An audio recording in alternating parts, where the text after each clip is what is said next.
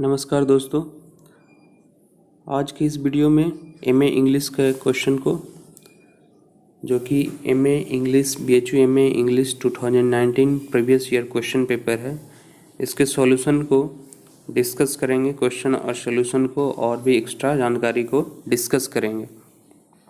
पिछले वीडियो में question number 1 to 6 को डिस्कस किए थे।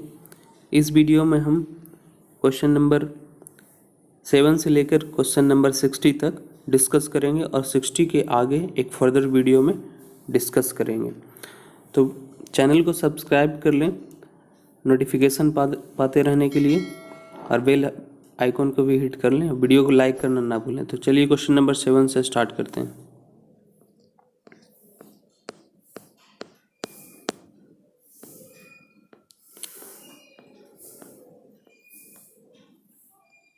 क्वेश्चन नंबर 7 है, What was the name given to Gulliver by the Queen in his voyage to Borgdignac? So here the right answer is Grildrig. Grildrig is the right option here. Next question is 8. A lady's imagination is very rapid. It jumps from admiration to love, from love to matrimony in a moment. Which Jane Austen characters make this remark and in which novel? So here the right answer is Darcy in Pride and Prejudice. Pride and Prejudice is very important novel which is also included in the syllabus of BA English Honours BHU. Now moving on to question number 9. Question number 9 is, what is quintet? Quintet क्या है? तो friends, quintet जो है एक stanza है जो कि 5 line का होता है। तो stanza of 7 line no, a stanza of 5 line. So here option number 2 is the right option. Now moving on to question number 10. Who is the author of portrait of the artist as a young dog? Portrait of the artist as a young dog के poet कौन है, author कौन है? यहाँ पे author कौन है ये पूछा है। तो दोस्तों यहाँ पे राइट आंसर जो है डायलन थॉमस है। Dylan Thomas is the right answer. और बता दें कि portrait of the artist as a young dog, it is a collection of short prose stories first published in 1940. ये शॉर्ट प्रोज स्टोरी का एक कलेक्शन है जो कि 1940 में पब्लिश किया गया था। How many principal source of sublimity are there according to Longinus? तो there are 5 source of sublimity are there according to Longinus. Now moving on to question number 12.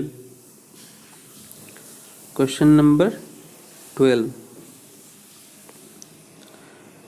Poetry is emotion recollected in tranquility. Whose definition of poetry is this? So this question's answer is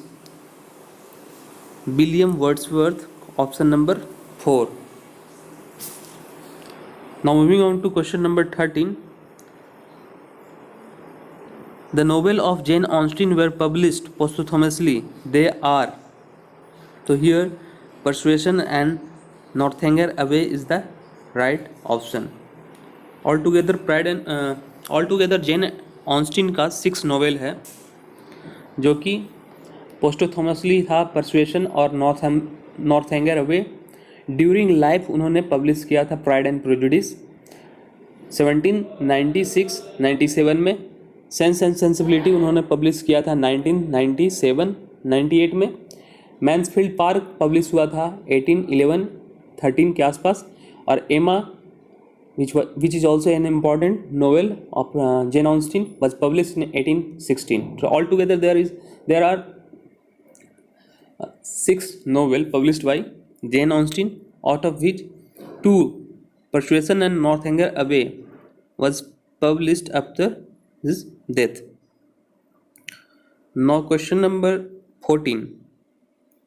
Who called Edmund Spenser the poet of poet? Poet of poet Edmund Spenser को कौन बोलते हैं? यहाँ पे Charles lamb is the right option. Charles lamb एक essayist हैं, इनका ऐसे बीए ऑनर्स में भी पढ़ना है। तो आप देख सकते हैं ज़्यादातर क्वेश्चन जो हैं वो बीए के सिलेबस से लगभग आते हैं, तो बीए के सिलेबस को कवर करना बहुत ही इम्पोर्टेंट है। Question number 15 is which Shakespearean character does Prufrock compare himself to? Prufrock जो है वो अपने को कौन से शेक्सपियर के कैरेक्टर से कंपेयर करते हैं? तो here the right option is Hamlet. Hamlet से प्रूफ्रोक अपने आप को कंपेयर करते हैं। Now question number 16, which American poet is a line poet? कौन से अमेरिकन पोएट को लाइन पोएट बोला जाता है? So the right answer is Walt Whitman. Option 3 Walt Whitman is the right answer. 17 question number, who is not associated with imagism? Imagism से कौन नहीं associated है? तो here the right option is option number 4, that is Edward लियर। Edward लियर is the right option. He is not associated with imagism. Now moving on to question number 18. When was Keats' Ode to Nightingale composed? When was its Ode to Nightingale was composed? Here the right option is 1819. 1819 में publish हुआ था। दोस्तों आपको imagism के बारे में कुछ और बता देते हैं। Imagism was a poetic movement हुआ था, flourished in England and even more vigorously in America in between 1912 1912 के आसपास, 1912 से 1917 के बीच में इमेजिज्म एक मूवमेंट के रूप में फ्लोरिश हुआ था, mainly in England and also vigorously in America in between 1912 and 17. Name associated to this movement was T.E. Hume, Ezra Pound. Ezra Pound is considered as the first leader of this movement. Emil Lowell, SD हैं जो Hilda Dolittle करके हैं, SD Lawrence हैं, William कैर्लोस हैं, John gold Fletcher हैं, Richard Aldington हैं। तो इस तरह करके इमेजिज्म एक मूवमेंट था जो कि 1912 से 1917 के बीच में हुआ था, जिसके जो प्रमुख लीडर थे वो इज़रा पॉन्ड थे। Now moving on to question number 18। तो 18 तो मैंने डिस्कस कर लिया, इसका राइट ऑप्शन जो है वो 1819 है। अब क्वेश्चन नंबर 19 पे चलते हैं। सी Which work of Bacon is called Another Utopia? Which work of Bacon is called Another Utopia? The New Atlantis. Utopia, which was published by a novel of Thomas More, published in 1556. 1556 में utopia publish हुआ था, 1556 में। तो उसी category के utopian novel होते हैं। अब यूटोपियन नोवेल हैं, डिस्टोपियन नोवेल हैं, तो यहाँ पे यूटोपियन नोवेल के बारे में पूछा है, which work of Bacon is called another utopia? तो here the right option is New Atlantis is an. तो New Atlantis is an incomplete utopian novel. ये एक इनकम्प्लीट यूटोपियन नोवेल है जो कि फ्रांसिस बेकन के द्वारा पोस्टथमसली 1626 में पब्लिश किया गया था। New Atlantis, Francis Bacon. Question number 20. The representative of trading community in the Spectator Club is? Spectator Club जो है, Spectator Club जो है एक एशे है रिचर्ड स्टील का। तो एडिसन और रिचर्ड स्टील मिलके बहुत सारे ऐसे पब्लिश किए, उसमें द स्पेक्टेटर क्लब बहुत ही इम्पोर्टेंट ऐसे है, जिसमें बहुत सारे कैरेक्टर हैं जिनके बारे में बताया गया है। तो यहाँ पूछ रहा है the representative of trading community in the Spectator Club is, तो Andrew Freeport is the right option. अब देखते हैं क्वेश्चन नंबर 21 को। A Steele at first wrote the Tatler under the pseudonym मतलब कि स्टील जो है एक द टैटलर लिखे थे, वो पहले किस नेम से लिखे थे? तो here the right option is option number 1, that is Isaac whisker stock. Question number 22। दोस्तों ये जो प्रीवियस ईयर क्वेश्चन पेपर है उससे बहुत सारे क्वेश्चन आ जाते हैं, इसलिए इसको सॉल्व करना बहुत ही ज़रूरी है और समझना ज़रूरी है। इस तरह करके आप डिस्कशन के माध्यम से भी बहुत कुछ सीख सकते हैं। 22 है, Lamb's essays of Elia first appeared in, Lamb's essays of Elia first appeared in, कहाँ अपीयर्ड हुआ था? तो यहाँ लंदन मैगजीन में अपीयर्ड हुआ था 1820 में। 1820 में लंदन मैगजीन में एसे चार्ल्स लैम्ब का एसे इलिया, बहुत ही इंपॉर्टेंट है, इस पर क्वेश्चन आते हैं। तो ये पब्लिश हुआ था लंदन मैगजीन 1820 में। अब देखते हैं 23, who wrote Shakespearean tragedy, Shakespearean tragedy कौन लिखता है? तो right option is AC Bradley जी, जो कि पब्लिश हुआ था 1904 में। 1904 में ये पब्लिश होता है एसी ब्रैडले के द्वारा, द शेक्सपियरियन ट्रेजेडी पब्लिश होता है। 24, according to Aristotle a change from ignorance to knowledge producing love और hate between the person destined by the poet for good or bad fortune, इसका right option क्या होगा? तो ये जो है राइट ऑप्शन होगा first, that is एनाग्नोरिसिस।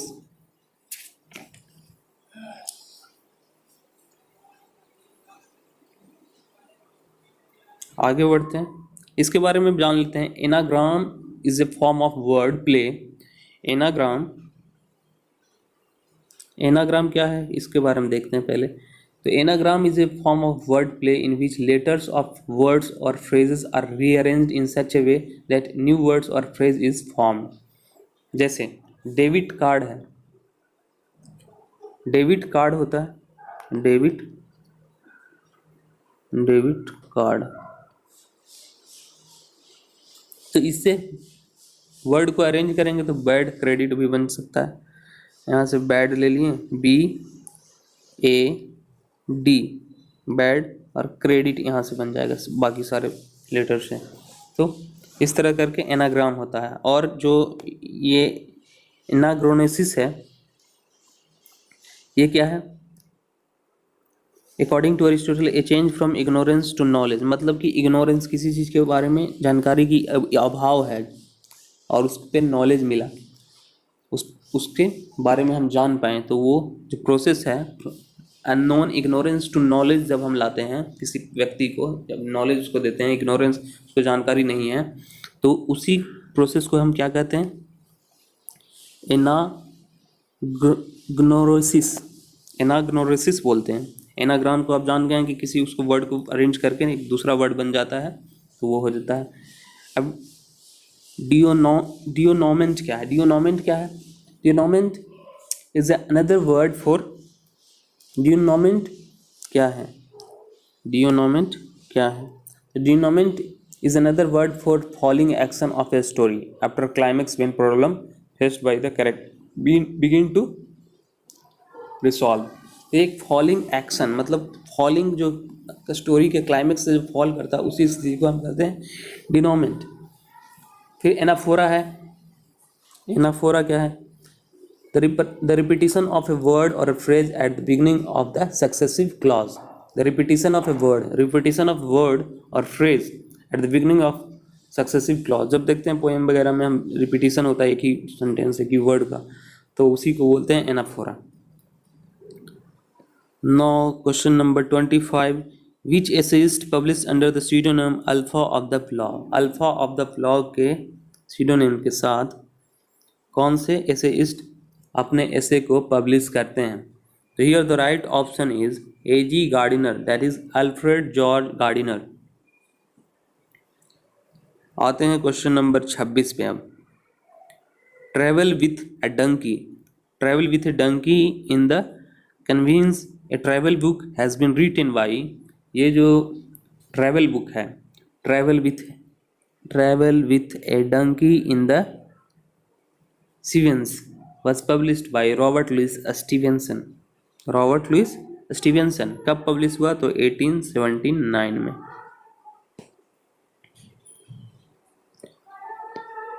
Question number 27। What is the name of grand mother of dream children reverie? Dream children reverie, what is the name of grand mother in, grand mother का क्या नाम होता है in dream children reverie? So here the right option is Mrs. Field. Question number 28, that is who is regarded as the saint among the metaphysical poet? Metaphysical poet के अंदर कौन से ऐसे poet हैं जिनका saint कहा गया है, मतलब साधु के माना गया है? Here the right option is John Donne. John Donne metaphysical poet में बहुत ही important point है, इन पे क्वेश्चन आते ही आते हैं। क्वेश्चन नंबर 29 को देखेंगे। Which character in English literature is associated with hilarious blunder and wonder? कौन से ऐसे पोएट हैं जिनको एसोसिएट किया जाता है with hilarious blunder and word plays? Right option here is Miss Maltrop. Miss Maltrop.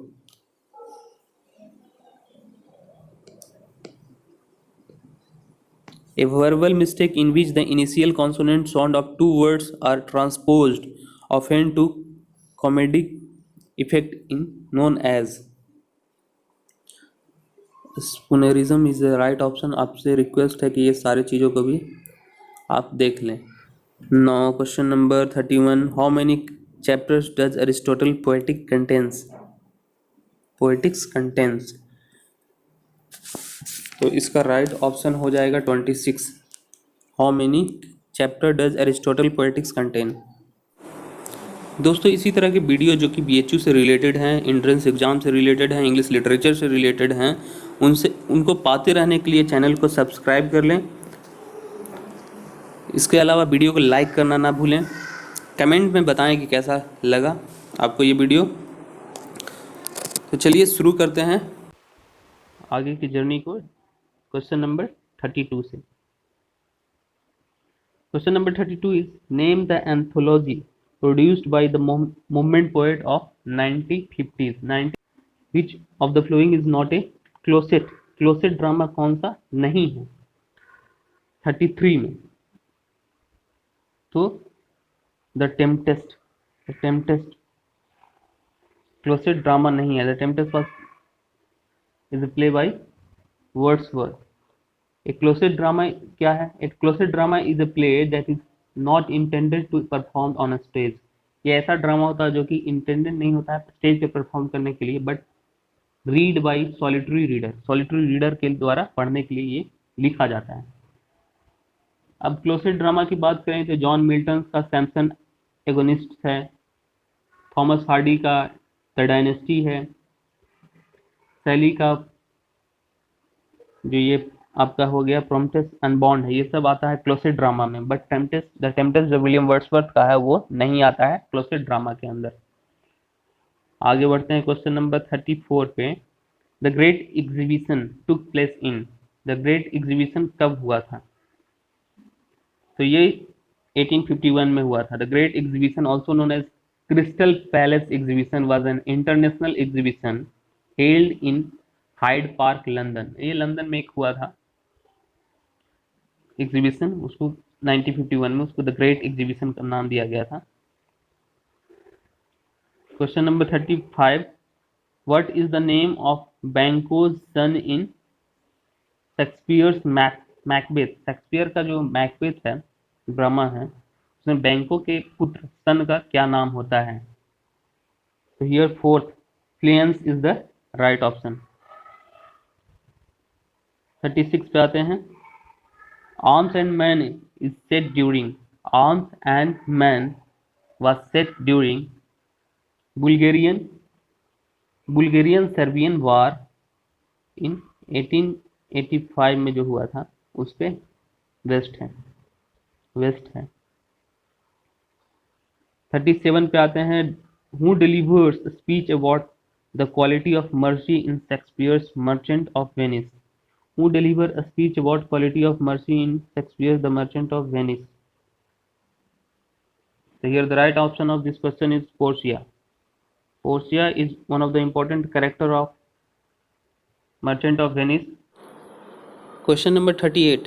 Tennyson's Tithonus is addressed to. Tennyson का जो टिथनस है उस किसको एड्रेस किया गया था? तो right option is 4 that is EOS. Question number 39. In which magazine Yeats the second coming was first published? तो the right option here is the Dial. W. Yeats का the second coming was published by the Dial in the Dial. ये एक American magazine था the Dial, उसी में इसको publish किया गया था. Who advised Sins to go to Aran Island? The right option is W.B. Yeats. Question number 41. A reverse dactyl क्या है? तो इसका जो राइट ऑप्शन है anapaest. Question number 42. Identify the poem in which the following line appear. O lift me as a wave, a leaf, a clod. O lift me as a wave, a leaf, a clod. I fall upon the thorn of life, I bleed. तो ये जो line है ये Ode to the West Wind में ये line आया था. PV Shelley के जो Ode to the West Wind है पीवी शैली का उसमें ये लाइन है. क्वेश्चन नंबर 43 पे आते हैं.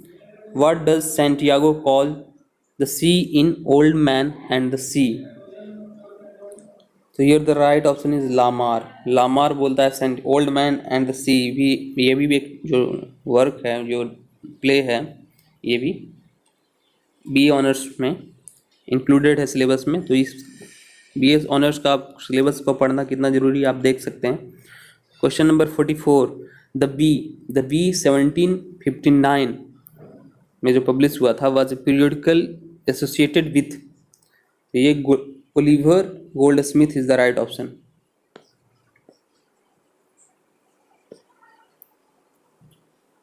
According to O'Neill, the hairy ape was inspired by the story of a stoker named Mildred. 46 एक मैचिंग के लिए है. Match the flowing. तो हियर 46 का जो राइट ऑप्शन है ए का इसको बता देते हैं आपको. द ग्रीन मैन नोवेल है. इसके राइटन जो हैं वो किंग्सले एमिस. इसके अलावा द गो बिटवीन इसके ऑथर हैं LP हैटले. इसके अलावा सी है Oscar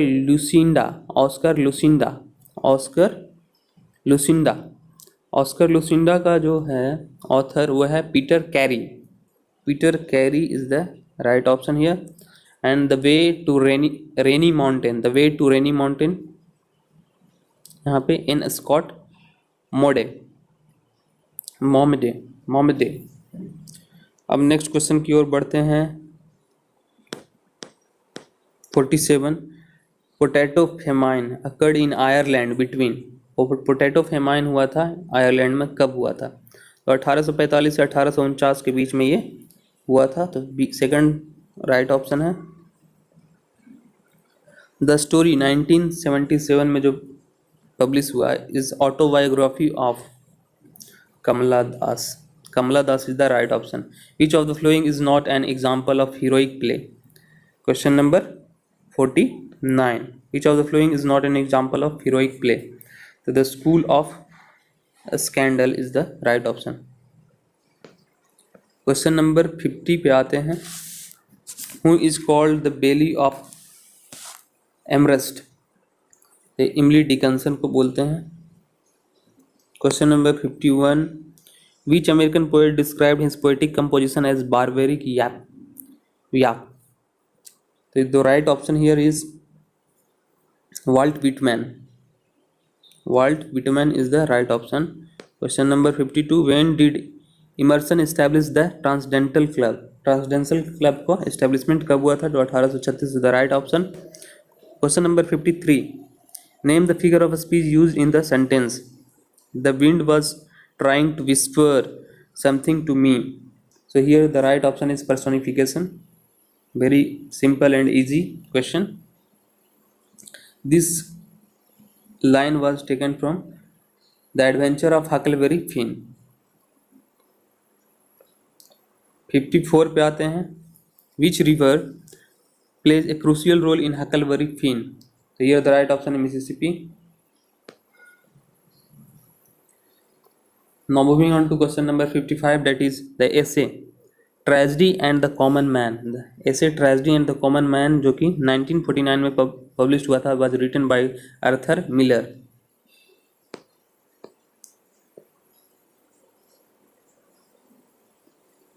Edward Allen was a famous actor of Elizabethan age. In which month does the dramatic action of All My Son take place? In which month does the dramatic action of All My Son take place? So here the right option is August. Which place provide the setting of Teledanda? Teledanda का setting which place कौन सा जगह है उसमें use हुआ था? कल्याण. 59. The writer of a thief gleaned in French Field 1876 is Turudat. The writer of a thief gleaned in French Field, इसके writer कौन है? तो तुरुदत्त. जल्दी जल्दी लाइक करते जाएं वीडियो को. Question number 60. My body is God's happy living tool. My spirit is a vast sun of deathless light. Which is the right option? The above mentioned line appear in Transformation, जो कि अरविंदो का है, poem by Aurobindo. Hope you must have like this video. और इसी तरह के और भी वीडियो पाते रहने के लिए चैनल को सब्सक्राइब कर लें, नोटिफिकेशन बेल को प्रेस कर लें और वीडियो को लाइक करना ना भूलें. और कमेंट सेक्शन में बताएं कि और किस टॉपिक पे और वीडियो चाहिए आपको. That's all. Thank you.